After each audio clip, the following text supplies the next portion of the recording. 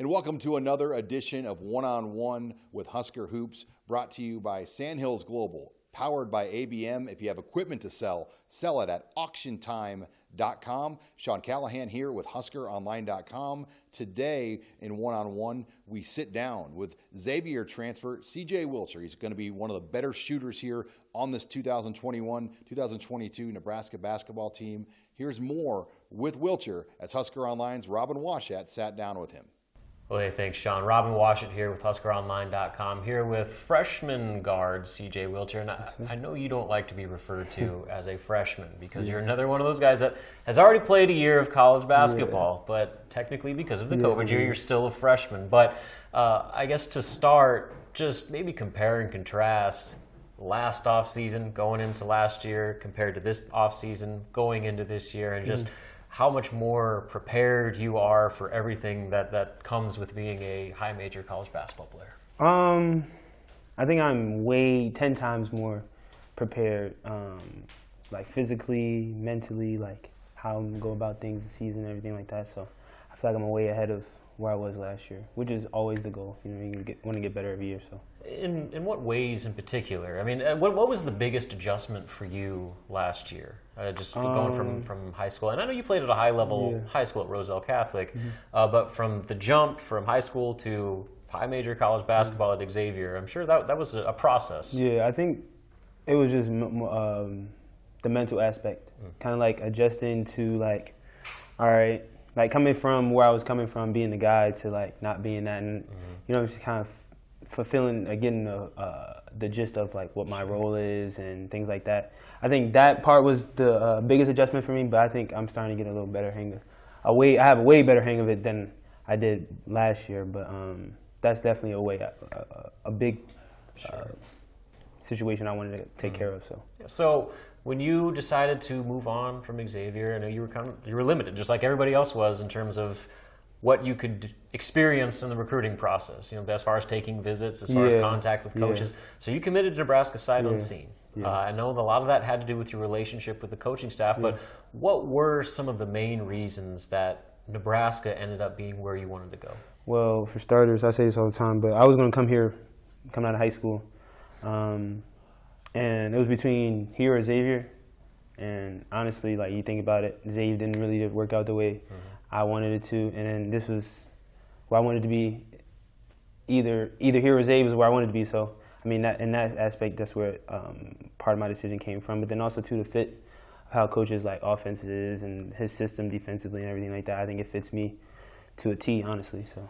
And I'm sure a lot of that has to do with maybe realizing your potential as a shooter a little bit more, because everybody that talks about your game, that's the first thing they say is you're a dead-eye three-point shooter that can really light it up from the perimeter. And I'm sure that was maybe one of the big selling points that Coach Hoiberg, Coach Matt Abdelmassi had for you was, you want to come here in a 4-out, 5-out system, get your shots up and get good shots and play within a fun, fast-paced offense. I'm sure that was something that probably initially piqued your interest. Yeah, it was definitely just the opportunity to be myself. You know what I mean? I don't have to try to like fit into a box that's, you know what I'm saying, that's not necessarily for me, or fit into a box in general. I just don't want to be into a box. The coach allows that freedom.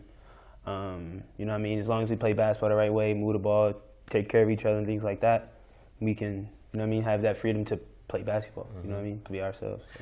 Now I know Coach Hoiberg has really complimented the upgrades that Nebraska has made with its three-point shooting compared to last year with yourself, with Keisei Tominaga, with Wilhelm Breidenbach, and Keon Edwards. You just go down the list of newcomers that have been added to this roster that are going to elevate the perimeter shooting. I guess how do you, as one of the shooters, as one of the go-to shooters on this team, how do you kind of handle that competition to where there's a lot of guys that are going to want to shoot the ball? So, how do you kind of be aggressive, but also not let your ego get the best of you and start worrying about who's getting how many shots? Just staying even. Opportunities always. The ball is always going to find energy.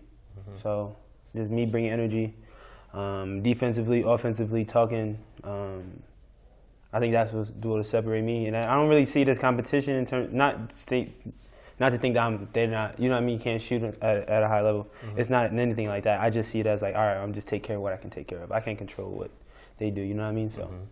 That's really what it is. Now, 14 scholarship players, cutting this rotation down to, I mean, even 10 guys is going to be tough for this coaching staff. I guess as players, kind of what's the mentality going into the season where basically it's playing time's up for grabs right now. And these first few games, first month of the season really are probably going to be kind of a tryout for you guys to see who can be that core group once things get for real in December and then on into Big Ten play. Yeah, for sure.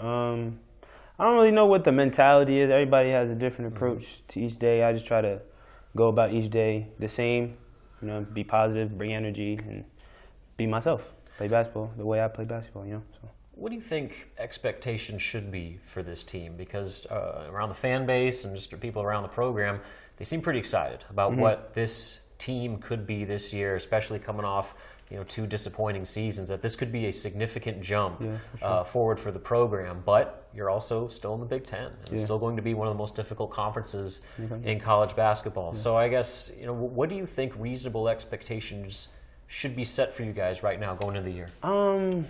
I can't necessarily think of any expectations for other people to have for us, but I just know that we're going to be a high-level team. I feel like we have high-level guys, we have high-level coaching staff who has ideas and is willing to make adjustments when needed and things like that. So I think we'll be very good. I think we have a chance to be really good. You guys have a mesh of a lot of incoming talent, but also a lot of returning talent. A lot of established veterans that played a lot of minutes last year, that started playing some of their best basketball at the end of last season. How have you seen that blend of the returning group that started to get things clicking a little bit, and then this wave of incoming talent, including yourself? How has that process of meshing on the court and off the court gone for you guys? I think it's been pretty easy for me in particular, especially. We all know how to play basketball. We all play basketball at a high level. So we all try to play it the best way we know how, you know what I mean? So I think that the basketball side of it is handled. Off the court, those are my guys, you know what I mean? Like, we chill all the time, we talk about anything. Like, me and Cole got a podcast together. So that speaks to the relationships we've built over this time we've been together. So. This last one for you here, and you've played college basketball, but you've never done it in front of fans. And now you're going to get your first opportunity to not only play in front of a fan base, but in front of Nebraska fans. And 16,000 strong at Pinnacle Bank Arena. How excited are you for that opportunity? Extremely exciting. Kind of got tired of playing in empty gyms, Sure. It's super exciting. I'm ready for it. And I've seen, I've been to a few football games. I've been to a volleyball game. Just the energy in those two facilities are amazing, so I'm just excited for what it's going to be like in PBA. Good stuff. Well, CJ, appreciate you taking the time to talk with us for a little bit. Sean, back to you. Thank you for having me. And that wraps it up here for this edition of One-on-One, brought to you by Sandhills Global and powered by ABM. If you have equipment to sell it at auctiontime.com. Make sure you follow the HuskerOnline YouTube channel, as we have plenty of great exclusive content and interviews with different Husker athletes. And like us on Facebook, subscribe to us on our podcast channel. Signing off here for HuskerOnline.com, I'm Sean Callahan.